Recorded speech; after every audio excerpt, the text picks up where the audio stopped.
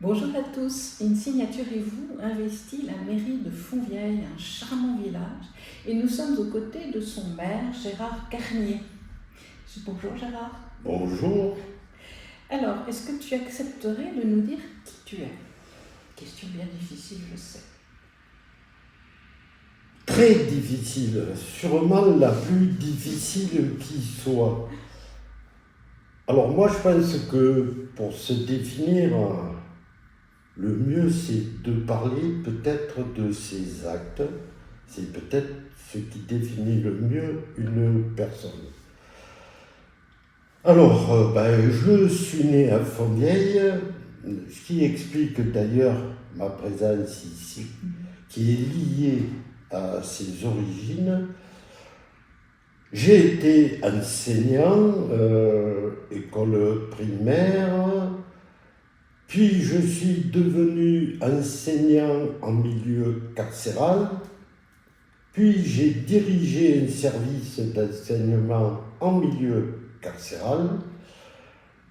En parallèle, j'ai joué au rugby, j'ai été diplômé entraîneur de rugby, et puis j'ai été élu la première fois en 89 à la municipalité où j'étais adjoint jusqu'en 2011, et puis élu en 2014 dans l'opposition, et puis maire depuis 2018.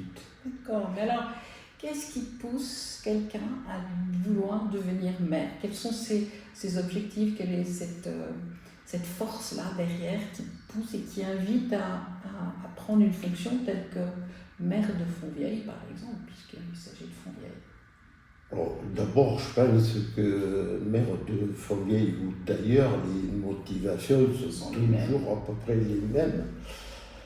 Par contre, je pense qu'il y a de multiples motivations et qu'elles sont différentes suivant les personnes.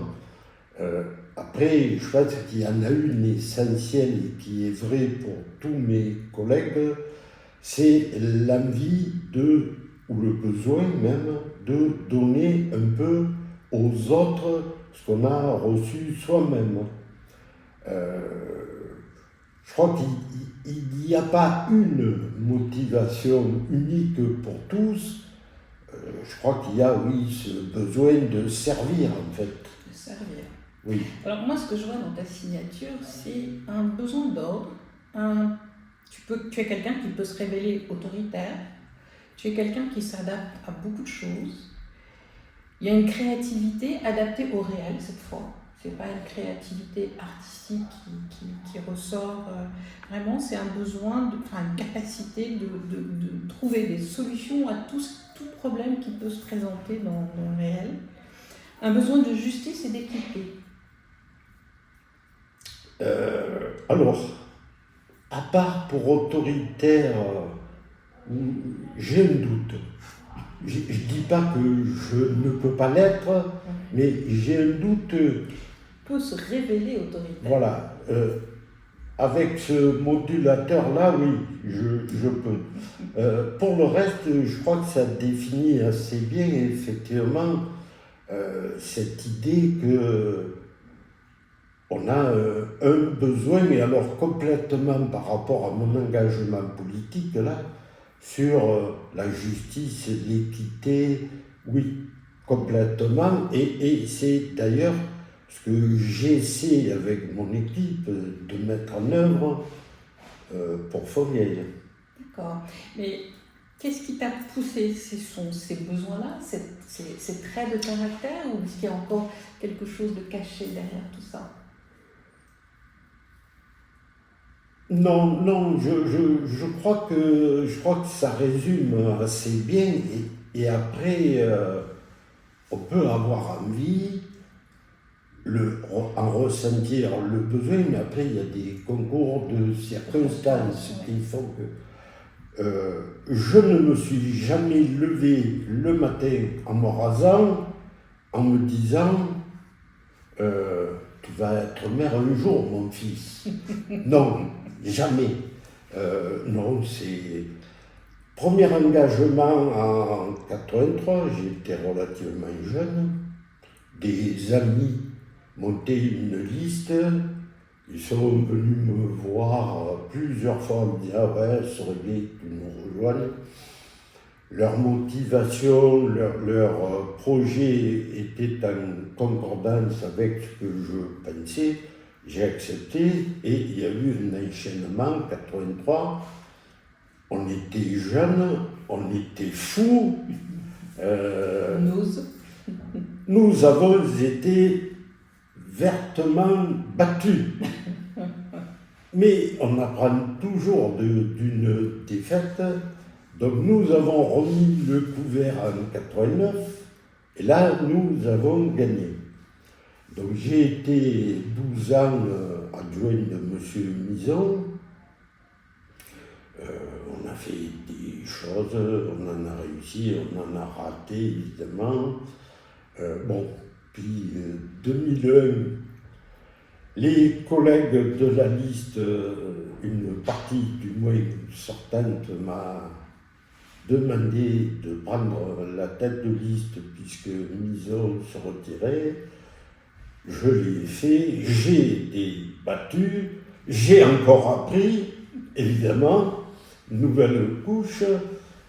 Voilà. Et puis 2008, j'ai pas voulu y aller, c'était une grande activité. C'était pas le bon moment pour moi, à titre perso.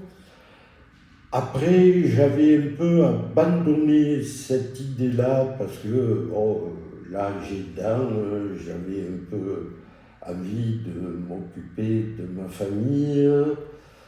Bon. Donc, j'avais donné mon accord à Alain de Vita pour l'aider dans sa candidature. Alain qui était médecin, tu l'as peut-être connu. Bon, il m'a demandé, il faudrait que tu m'aides. J'ai dit oui. Et puis malheureusement, pour lui et peut-être pour le village, Alain est décédé à quelques mois de l'élection.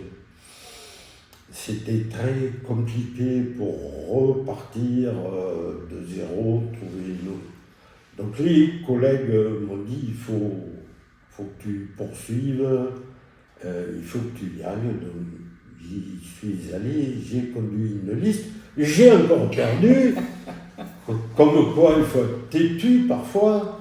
Nous avons été élus 4 dans l'opposition, puis en 2018, la majorité en place s'est scindée en deux. Donc il y a eu une élection et là j'ai été élu. Alors qu'est-ce que ça fait quand on réussit justement, lorsque ça passe?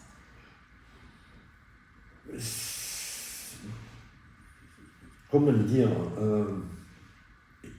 une certaine émotion évidemment quand même, et surtout on prend de plein fouet tout ce qui va arriver, tous les devoirs de la charge qui arrivent et qui te tombent dessus d'un coup. Et il y a une forme, j'allais pas dire d'angoisse, mais un peu de stress en s'interrogeant quand même, vais-je être capable d'assumer tout ça? Après, c'est au Formélois de dire si il m'en trouve capable ou pas. En tout cas, cette signature montre quelqu'un qui sait avancer step by step. C'est vraiment petit pas par petit pas et qui ne plie pas, qui ne cède pas.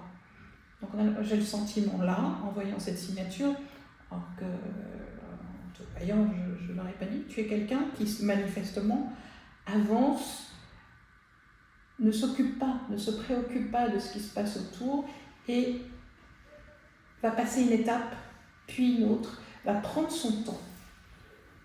Alors où je ne suis pas d'accord avec toi, c'est ne se préoccupe pas de ce qui se passe autour. Ça ne veut pas dire ne pas écouter. Hein. Non, mais on ne peut pas être sourd et aveugle à ce qui se passe autour, qui a obligatoirement une entrée sur ce que ta réflexion, sur ce que tu vas mettre en place. Alors pour le reste, oui, je suis d'accord pour faire un parallèle avec le sport. Je suis plus un marathonien qu'un sprinter. Ça, c'est vrai. Claire, ça se voit très bien dans cette signature. Et tu lâches pas. Alors oui, certains trouvent d'ailleurs que je suis un peu têtu. Quand j'ai une idée, je peux la mettre de côté un temps, mais elle revient toujours. Alors moi je ne dirais pas têtu, mais obstiné. Peut-être. Ça n'a rien de péjoratif. Non, Vraiment, mais peut-être. il revient effectivement quoi qu'il arrive. Oui. Après, on peut me convaincre que mon idée n'est pas la bonne. Oui, mais ça, c'est cette capacité d'adaptation dont je parlais tout à l'heure, à tout d'ailleurs. Hein. Une possibilité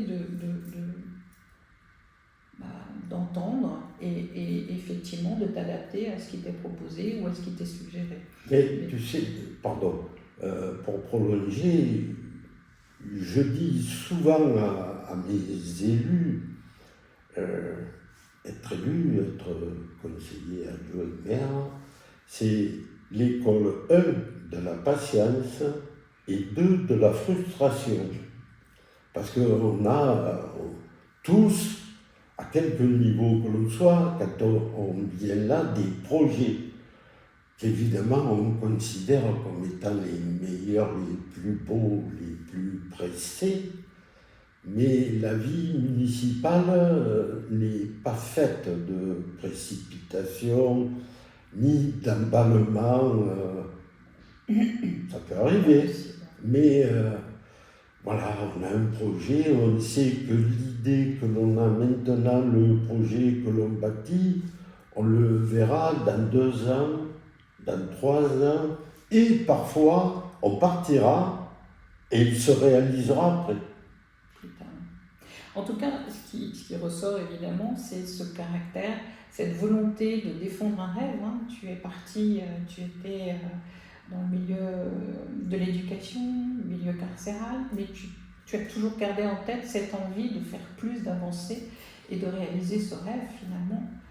Tu as commencé tu t'es inscrit sur une liste, puis une autre, et puis tu as poursuivi, tu as tenu jusqu'au bout, et tu as obtenu, tu as réalisé ce rêve.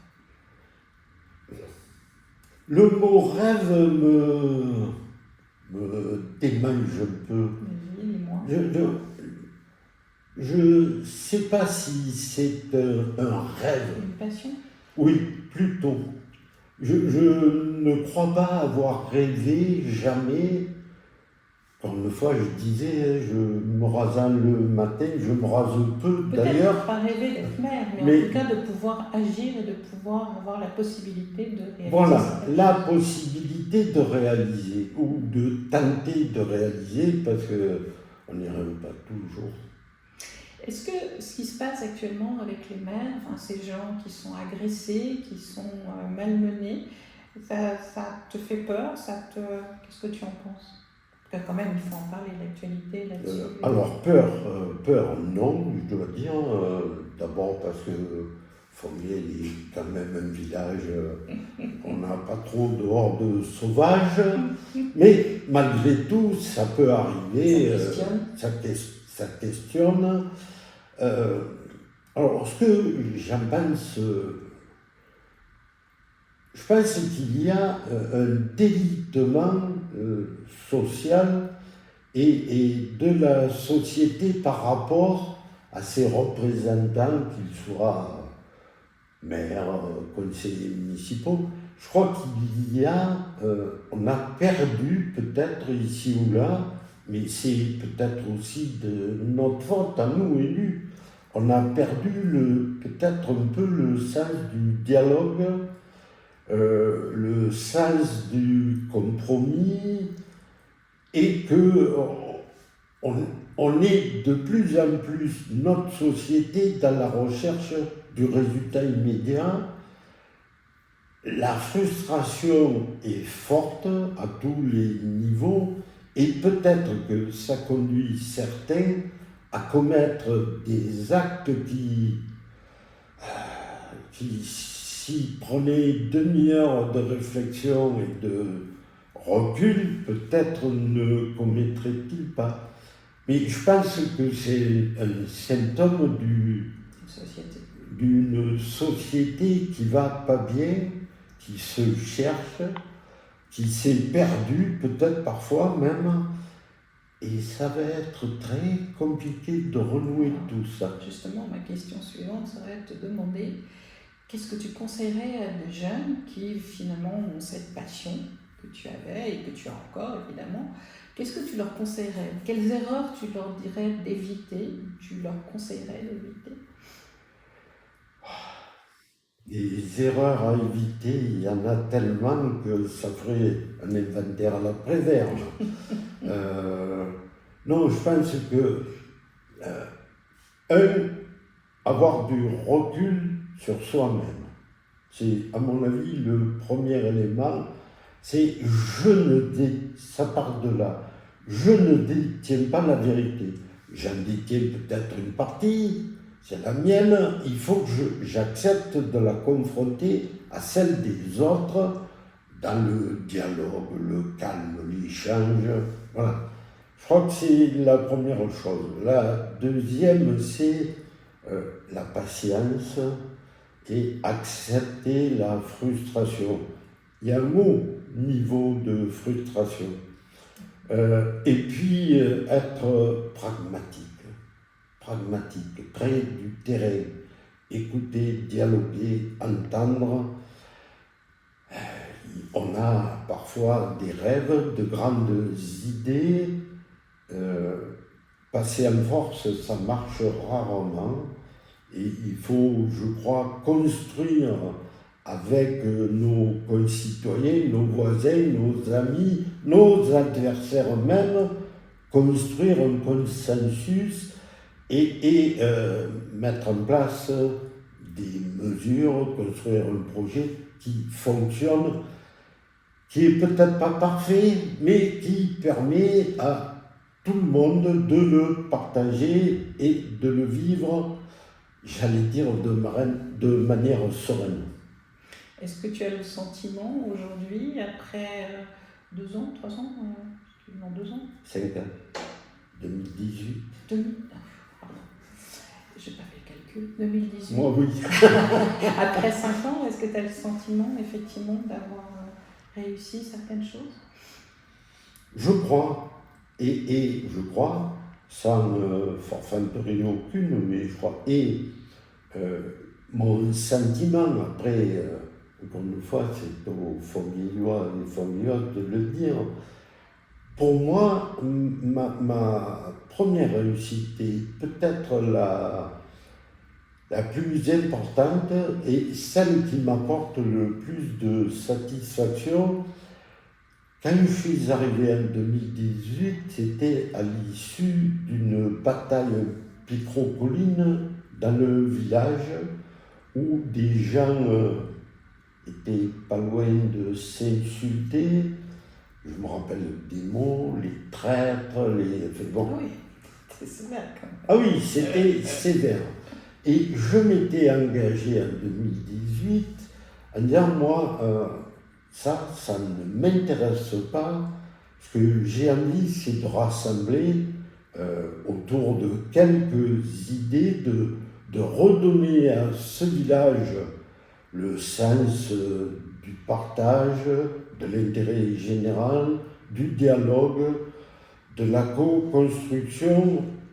En gros, retrouvons la parole apaisée et retrouvons-nous, y compris autour d'un rosier, pourquoi pas, ça fait partie de la vie, et recréons ces lieux et ces moments de partage et de convivialité où les gens de toutes générations, de tous horizons, de toutes pensées peuvent ou puissent se rencontrer, se parler et échanger. Je pense que nous y sommes plutôt pas mal parvenus. Je suis assez d'accord lorsque je vois les gens les réunions, les regroupements, quel que soit effectivement l'horizon social. Et ça, c'est important, parce qu'effectivement, à Paris, c'est un peu différent. Ah oui, c'est plus compliqué, évidemment. Compliqué. Non, ça, c'est vrai que je peux le constater. Alors, c'est vrai que tu as quand même traversé, c'est peut-être là mon calcul qui était un peu faussé, c'est 3 ans de Covid. Qui ont été 3 ans, alors, angoissants, parce que, bon, pour soi et pour les autres, compliqué, parce que je dois dire que l'État ne nous a pas beaucoup aidés, au moins au début, pour pas dire plus, mais qui a été pour moi une période révélatrice de 2 choses. Que les Fontvieilloises et les Fontvieillois, mais on pourrait généraliser, ont retrouvé à ce moment-là le sens de l'entraide, le sens du partage. J'en veux pour preuve toutes les initiatives individuelles qui se sont manifestées. Donc ça, pour moi, ça a été... J'ai reçu ces manifestations avec beaucoup d'émotion, parce que c'est quelque chose qui pour moi est important et qui est sûrement à la base de mon engagement. Et puis une période révélatrice de l'équipe que j'ai autour de moi, qui s'est engagée, j'allais presque dire 24 heures sur 24 dans différentes actions mises en place. Et ça fait là aussi chaud au cœur de voir qu'on n'est pas tout seul, qu'il y a des collègues. Finalement, être élu sur une liste, c'est facile, relativement facile, on y arrive. Après, on est élu, après il faut mettre en marche, il faut embrayer, être sur le terrain, suivre les actions. Ça, on a une vie de famille, certains ont un job encore. Ça, c'est plus compliqué.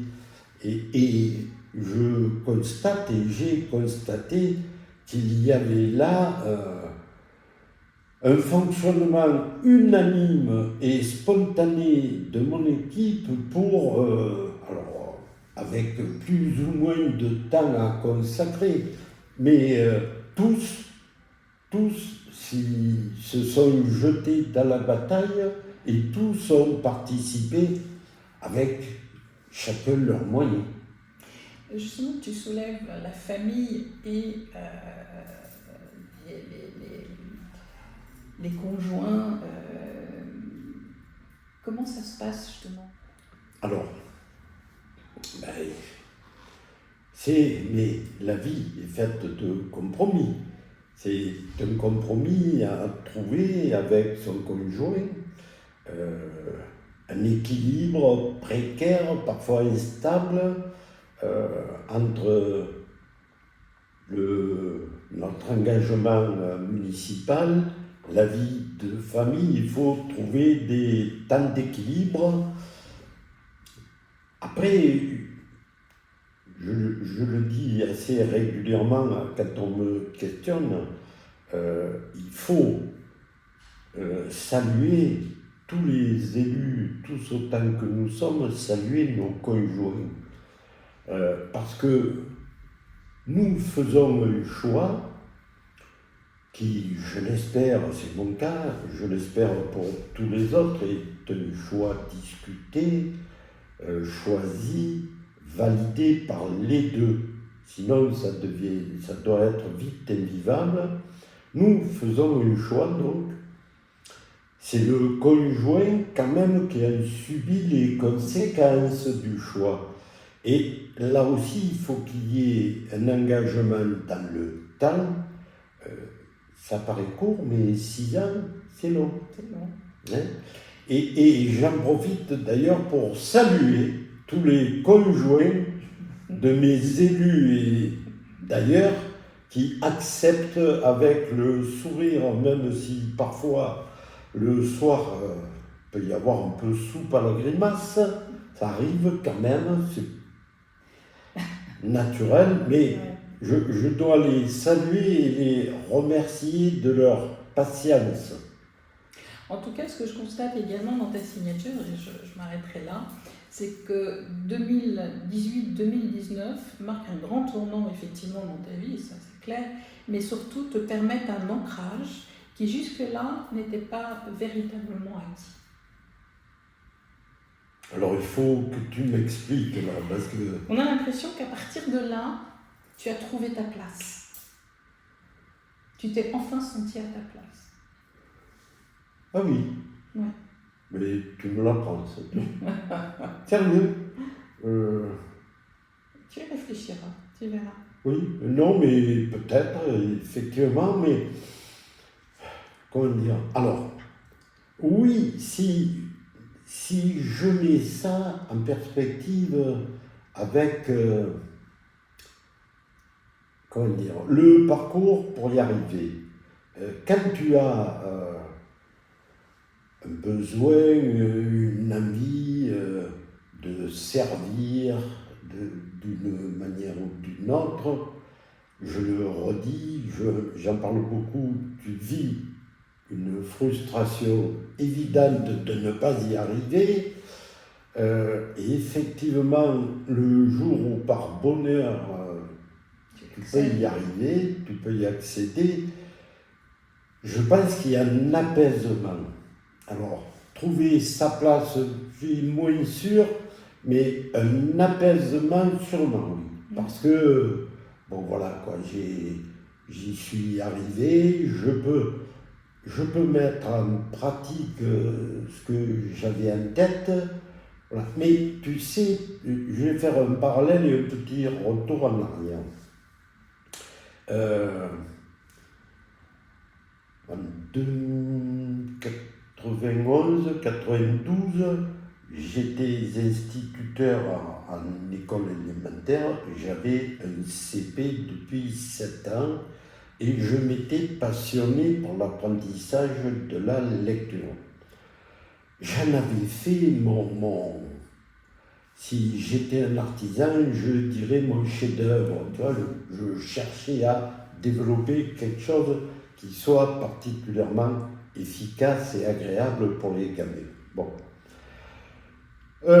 Au bout de 7 ans de ce travail, j'ai eu une opportunité d'aller travailler en milieu carcéral. Alors, on m'a interrogé, y compris les instances académiques, parce que c'est compliqué pour y arriver, il y a une formation, un diplôme à passer, bon. Pourquoi le milieu carcéral alors que vous êtes installé dans votre école, tout se passe bien, bon. Mon choix de postuler pour le milieu carcéral a été un peu de la même nature. C'est-à-dire, tu as des idées sur l'apprentissage de la lecture, très bien, il y a 7 ans que tu y travailles, il y a 7 ans que tu recueilles un peu les fruits, et si ce bagage que tu as acquis, cette expérience, tu allais la confronter à autre chose, à un autre niveau. En milieu carcéral, l'alphabétisation et l'illettrisme sont très prégnants. Voilà. Et c'est ça qui m'a conduit, prends ton bagage, prends ton expérience, va voir ailleurs. Ce que j'appelais cette créativité qui s'adapte au réel. Peut-être. Voilà. Et pour moi, entre l'engagement politique, j'aime assez peu le terme parce qu'il renvoie à des choses qui excluent les uns les autres. Mais cet engagement municipal est un peu de même nature que mon engagement professionnel, aller voir ailleurs, confronter l'expérience. Voilà. Bien, j'espère que vous aurez apprécié écouter Gérard Garnier, donc le maire de Fontvieille, avec le même plaisir que celui que j'ai pu avoir. Et je vous dis à très bientôt. Au revoir Gérard. Au revoir et merci beaucoup.